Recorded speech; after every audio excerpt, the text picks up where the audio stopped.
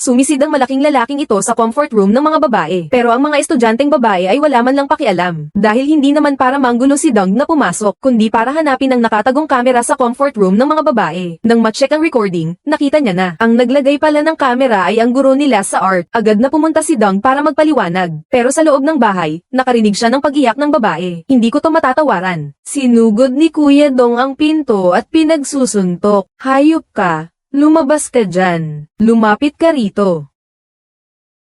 Si Kuya Dong ay national champion sa sandata. Dahil sa hindi pagsang-ayon sa pagpapasugal ng may-ari, isang suntok lang. Hindi lang ang titulo ang nawala, pati ang sarili niyang trabaho ay nawala na. Wala siyang nagawa kundi magturo sa isang high school bilang guro sa PE. Ang mga kalamnan niya ay nakakatakot sa mga guro kaya't hindi sila makahinga ng maayos. Agad niyang napansin na hindi lang malamig ang pakikitungo ng mga guro, kundi pati ang mga estudyante ay galit na galit sa kanya. Ayos ka lang. Wala namang sugat. Ang pangit-pangit. Mukhang baka. Akala ko'y mga estudyanteng pasaway lang. Pero nang makita nila ang gwapong guro, agad na nagbago ang mga itsura nila. Napailing na lang si Dong. Pero hindi rin naman sila masisisi. Dahil sa papel, isa siyang guro sa PE. Ang totoo niyan, tagapaaralan siyang nangungulekta ng bayad. Ginagamit niya ang mga maskuladong braso niya para takutin ang mga estudyanteng ayaw magbayad ng tuition. Pero sa mga payat na estudyanteng high school, hindi naman siya nakakatakot. Pakialamero ka. Ang dami mong alam. Plano ni Kuya Dong na simulan kay Yuzhen, ang may pinakamalaking utang.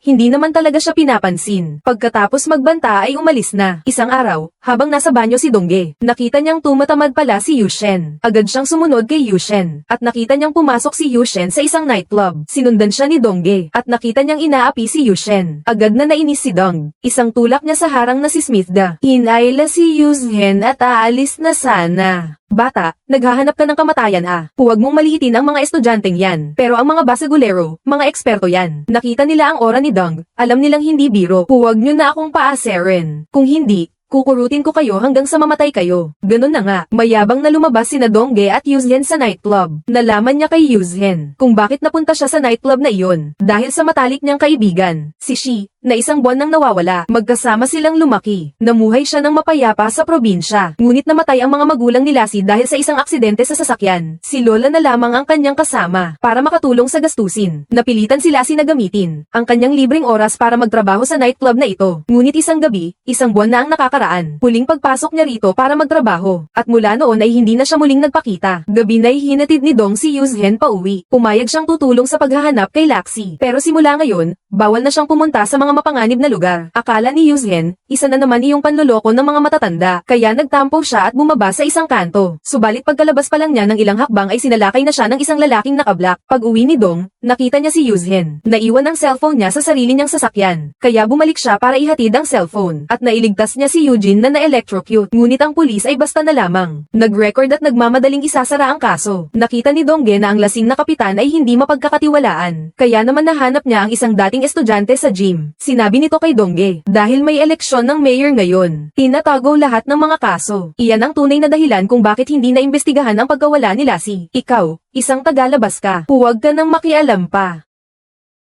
Aalis na ako. Kinabukasan, pagdating ni Dong sa paaralan, may nakita siyang naninigarilyo sa banyo. Padubog siyang pumasok na galit pero ayaw umamin ng mga babaeng iyon para mahanap ang sigarilyo. Sinimulan niyang halughugin ang bawat sulok. Hindi niya nahanap ang sigarilyo, pero nakakita siya ng isang kamera na nakalagay sa isang cubicle. Ikinwento niya ito sa punong guro, pero sinabihan siya nitong huwag nang makialam. Wala nang nagawa si Kuya Dong kaya siya na mismo ang nag-imbestiga. Hindi ko alam. Pagtingin ko, nagulat ako. Ang manyak na yun pala ay ang guro namin sa art sa eskwelahan, para malaman ang katotohanan. Samantalang wala ang lalaki. Palihim niyang binuksan ang computer nito, at nakakagulat na natuklasan niya ang pagkawala ni Lassie. Ang chat history ko kagabi sa art teacher ko. Kasabay nito, nakaschedule na rin akong makipagkita kay Eugene. Agad na na-realize ni Dongge na may mali. Agad siyang tumawag kay Eugene. Pero nun, nakasakay na si Eugene sa sasakyan ng art teacher niya. Ito ang pinakaangas na Koreanong nakilala ko. Ang matibay na pinto sa kahoy ay parang papel lang sa kanyang kamao. Hayop ka. Lumabas ka dyan. Lumapit ka rito.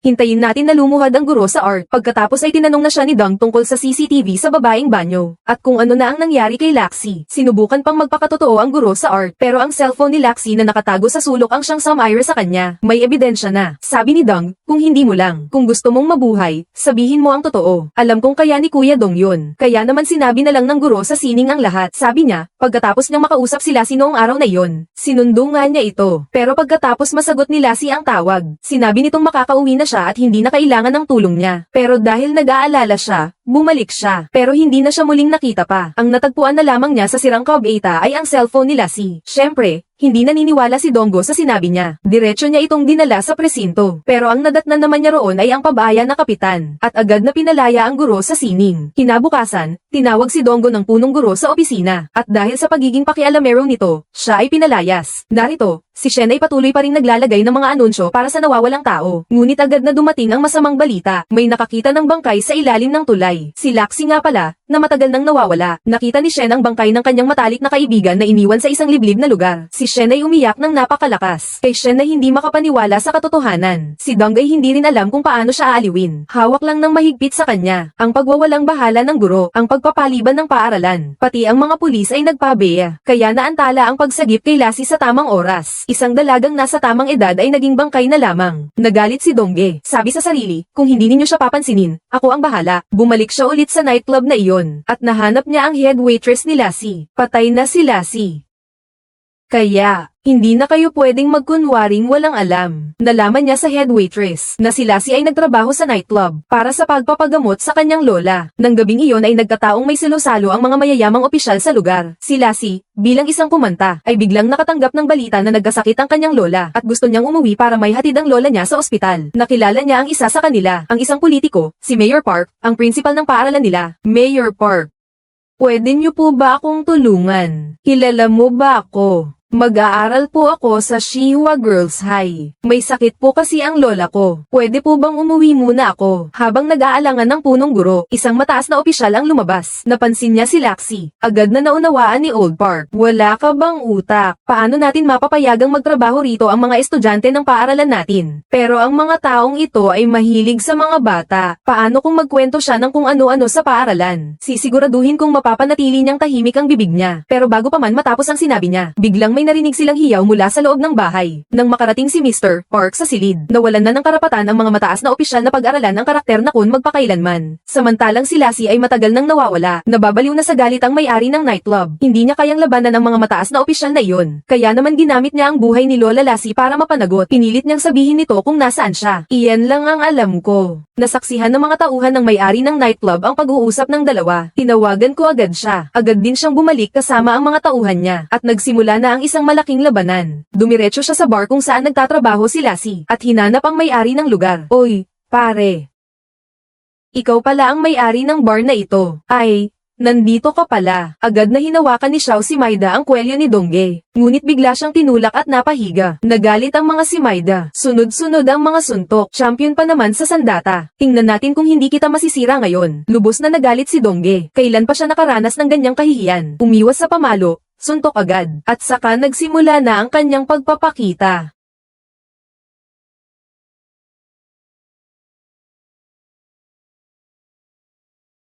Nang makita niyang nadapa na ang kanyang mga tauhan, hindi na nakatiis ang may-ari ng bar. Kumuha siya ng pamutol ng kuko at sumugod. Pero ang ganitong uri ng taong sanay sa luho, ang pangangatawan ay hindi kayang makipagsabayan kay Dongge. Pagpapaliwanag ni Ganjang. Dahil sa paulit-ulit na pagtatanong ni Dongge, napilitang sabihin ng may-ari ng bar ang totoo. Napag-alaman na noong dumating ang may-ari ay hindi niya nakita si Laxi. Pero may nakita siyang isang lalaking nakasuot ng itim sa loob ng cubicle ng banyo. At nakalunod na si Laxi. At ang lalaking nakasuot ng itim na iyon ay walang iba, kundi ang guro sa sining sa paaralan. At anak din pala siya ni Principal Laupu. Bastos na tao. Hindi naglakas loob ang amo na magdesisyon mag-isa. Agad na tumawag at pinapanta ang principal. Nang makita ng principal ang kanyang walang kwentang anak ay siya naman ay napuno ng galit. Sabi niya, sa iyong posisyon, anong klaseng babae ang hindi mo mahanap? Bakit ito pa ang pinili mo? Sa sobrang galit, sinampal niya si Park ng paulit-ulit. Matapos niyang sawayin ang anak niya, natuklasan ni Mang Park na buhay pa pala si Lassie. Pero alam na ni Lassie ang lahat ng kanyang mga baho, at kung ikakalat nito, mawawala na ang pag-asa niyang maging mayor. Kaya naman, nagdesisyon siyang gawin na ang lahat. Kinuha niya ang plastic bag sa sahig at sinakal si Lassie hanggang sa mamatay ito. Nang malaman na niya ang lahat, doon lang nalaman ni Kuya Dong. Ang teacher pala sa art ang tunay na psycho. Matagal na niyang libangan ang pagdukot ng mga dalaga. At si Principal Park ang kanyang protector. Tulad nga ng inaasahan. Muli na namang nahulog si Eugene sa kanyang mga kamay. Dinala niya si Eugene sa kanyang lihim na hideout sa probinsya. Si Park In-moog ay lubos na nasisiyahan sa larong pusa at daga. Binato niya sa sahig ang lahat ng nakasabit na wine glass. Nanginginig si Shen na nagtatago sa ilalim ng mesa. Ngunit mas lalo siyang natatakot. Mas lalo namang nasisiyahan si Park In-mong. Sinadya niyang tapakan ng mga bubog at unti-unting lumapit kay Shen. Lumabas ka na, Shen.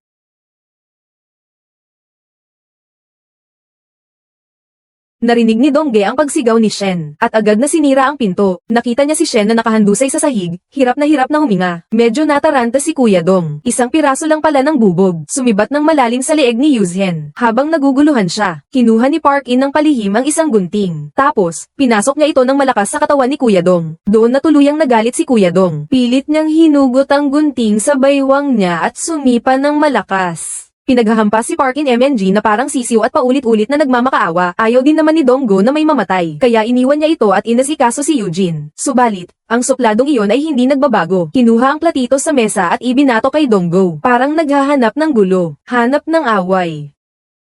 Wang Jiang Commentary.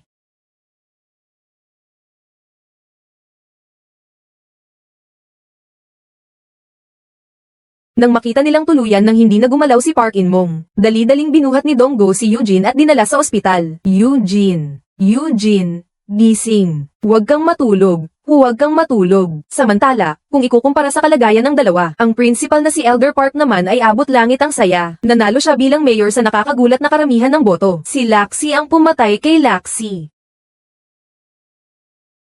Ang punong guro iyon. At sa huli, si Shen ay isinugod sa ospital. Pinapanood ni Dong sa telebisyon, ang mayabang na punong guro, at hindi siya mapakali. Bakit ba ang mga masasamang tao ay laging namamayani? Lalo siyang nagalit. Nagmaneho siya at sinagasaan ang sasakyan ng punong guro. Pinilit niya itong huminto sa gilid ng kalsada. Susubukan pa sanang pumihil ang mga tauhan niya. Pero sa galit na si Kuya Dong. Aksaya na ang isang dagdag na suntok pa. Tuluyan nang natakot ang principal. Nakita ang hayop na si Kuya Dong, hindi na ito nagsalita pa. Isang suntok, nabasag ang salamin. Pagkatapos ay narinig ang malakas na sirena ng mga pulis. Alam na ni Kuya Dong. Sumikat na rin ang araw. Sa huli, pareho ring napaparusahan ng batas sina mayor at konsehal. Nagising na rin si Eugene mula sa pagkawala ng malay. Nakita niya ang maliit na regalo na ibinigay sa kanya ni Kuya Dong.